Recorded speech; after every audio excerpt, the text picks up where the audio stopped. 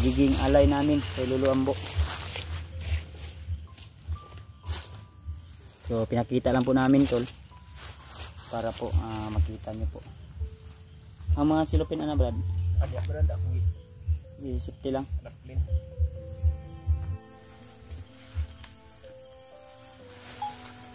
Tol. So medyo madilim na po ang dandanan tayo Brad. Hindi masyadong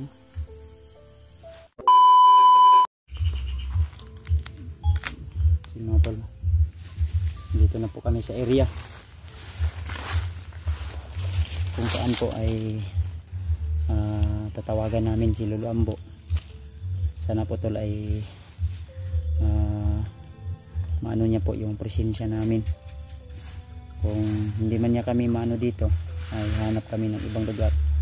At ito po yung alay para kay Lolo Ambo. Unsa na itong mga dala di Brad?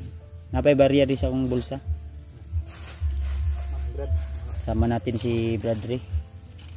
At hiniram niya yung cellphone ni Patrick para may i-upload siya sa kanyang channel. So yan po yung ano namin to. Magiging alay namin kay Lolo Ambo.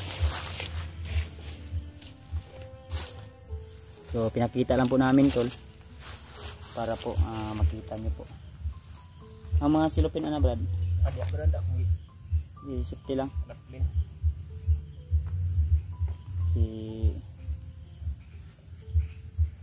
Kailangan natin na magdasal mamaya.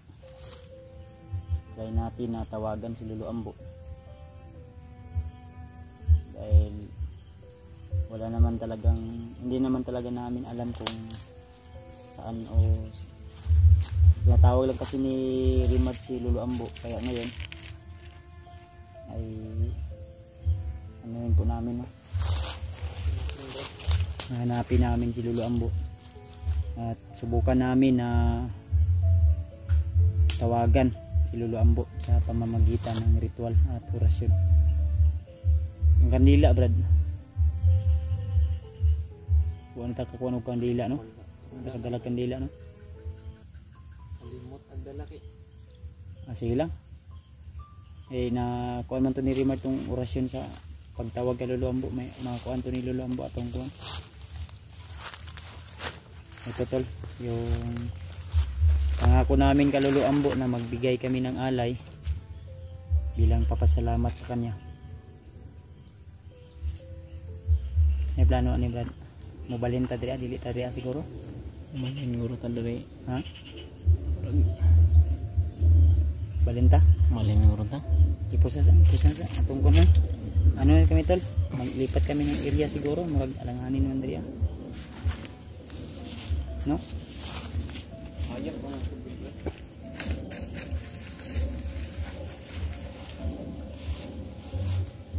pinapakita lang namin tol dahil nagpapahinga rin kami. At yan po yung alay namin at may barya pa kami dito sa bulsa ko. Dito ko po nilagay. So salamat nga pala kay Ate Rosalia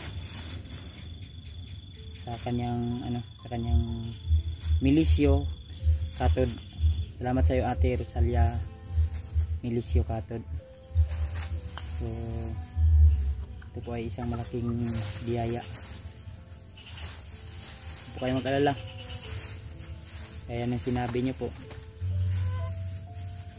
ay kausapin ko po si Lolo Ambo kung sakaling man maano natin ngayon sa aming lalakbay. So bali pinapakita lang po namin kung ano po yung mga dala namin tol. Kasi yun lang po yung ano namin. Dahil bago kami nakarating dito sa area ay nag-ano pa kami na masahe. Kasi wala po kaming ano talaga. Yung motor ko ay naano talaga. Oh, parang aso Brad.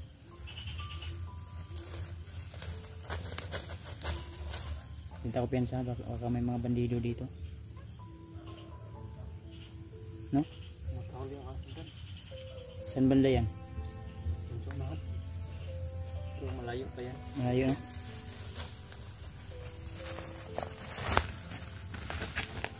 Kaya ko lang sa sapo Brad. Nineta? Pagtesta? Sige, una ka. Kaya lang nimo na. Tapakon. So maning kuan. Nira wait lang. Nay silupin na bilin ako ni ihatag ang dili na ko iputos ang barya mamaya. Sa ano?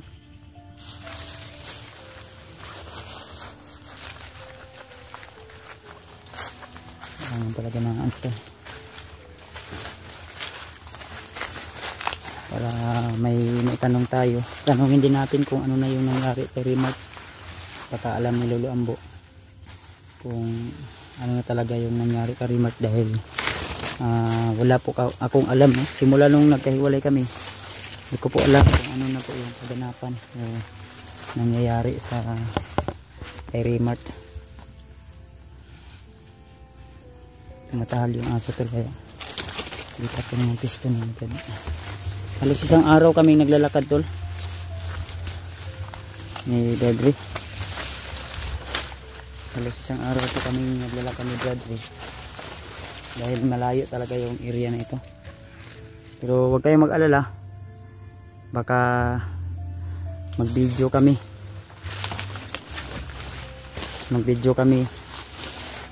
pag uwi siguro.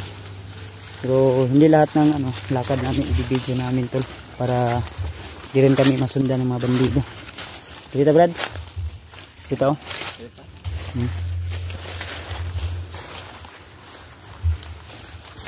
Para kuan. So salamat tol sa inyong walang sawang suporta at pagmamahal sa amin.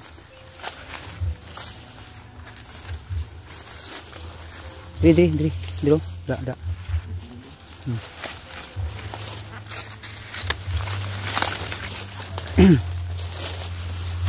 Layo pa niya itong magkasun ba? No? So shoutout nga pala kay Ate Milda Galang, kay Ate Chi from Europe, shoutout sa ate, kay Ninang Josephine Pili, kay Ate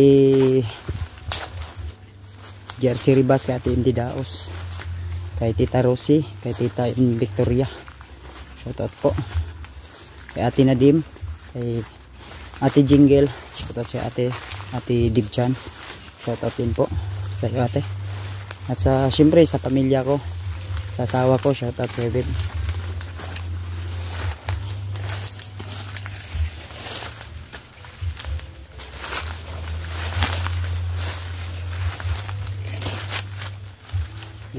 Tuloy lang tayo.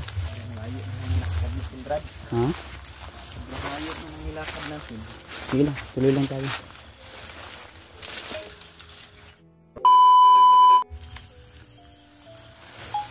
Mga tol. So medyo madilim na po ang dandanan tayo, Brad. Kaya hindi masyadong Brad, parang may music, Brad, no? Layo siguro yan. Yun yung nakita siguro natin kanina, Brad. May mga ilaw sa ibabaw ng langit. Layo na, napatag na yan. Ha? Pero rinig dito, no? Ano tol, kung may naririnig kayong mga boses, tol, may naririnig kayong music, parang music yan siguro yung madaanan namin, ha? Nasa mataas na parte ng bundok ba? Taas na magod din, no? Arabian na sila sa ubos. Nga na Brad, mo yun, no? Mo eco, no? Hangin pa yun. Lakas yung hangin kasi tol. Patuloy pa rin po kami, no?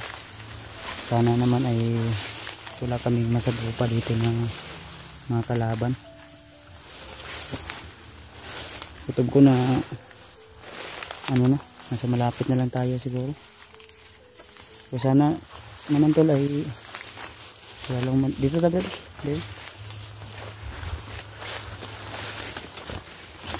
Relax at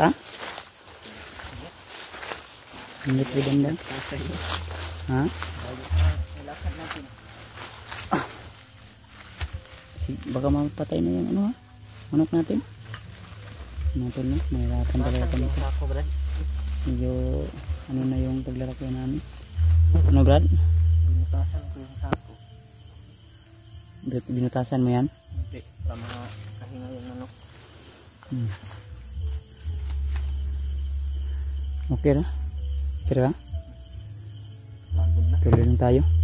Pero bababa tayo agad ha. Pag naibigay na natin to kay Lolo Ambo, na nakapag ano na tayo basbas.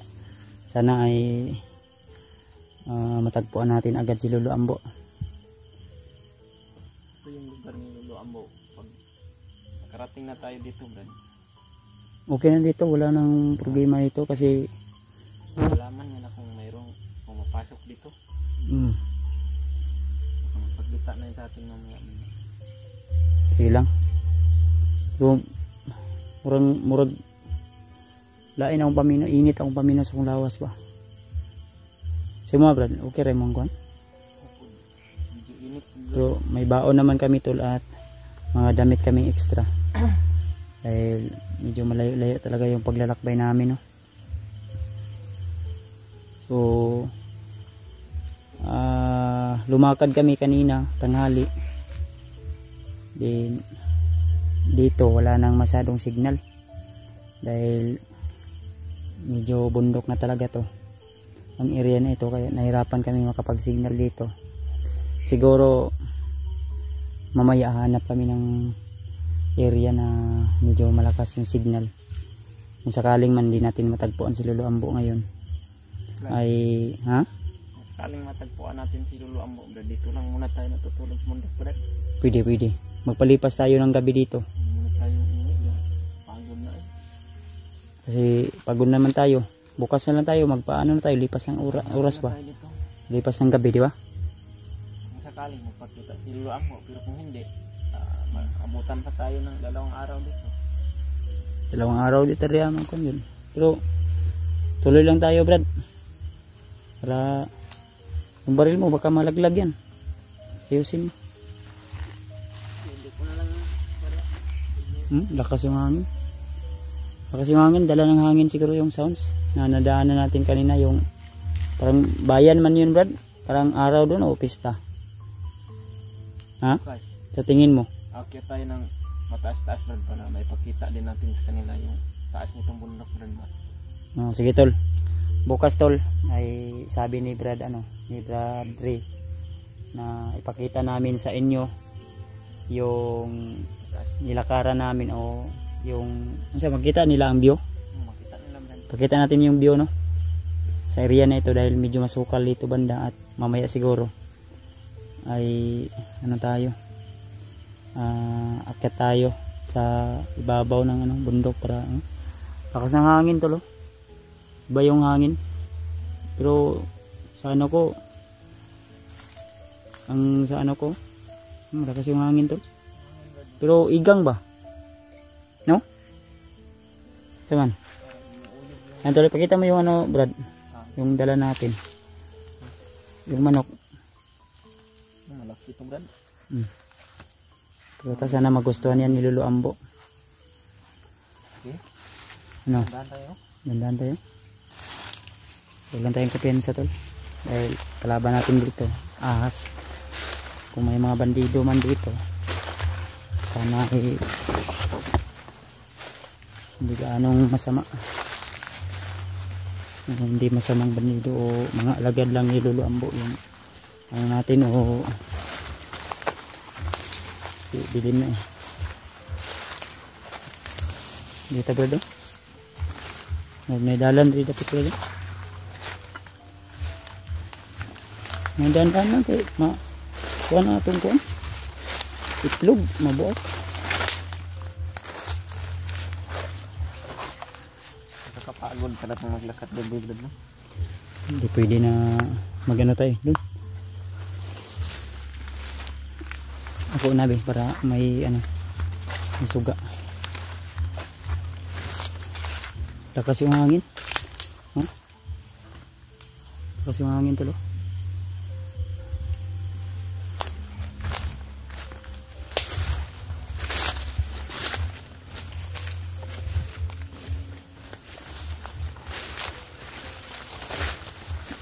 Ay. Let's muna tayo eh.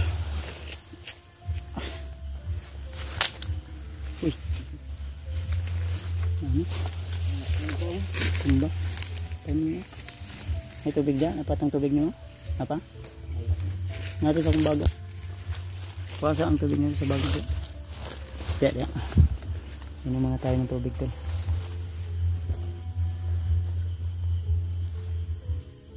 Dala pahinga ba? Ayun to. Mamaya, wait lang. Ganito sa yung cellphone mo. Ayun sa tubig.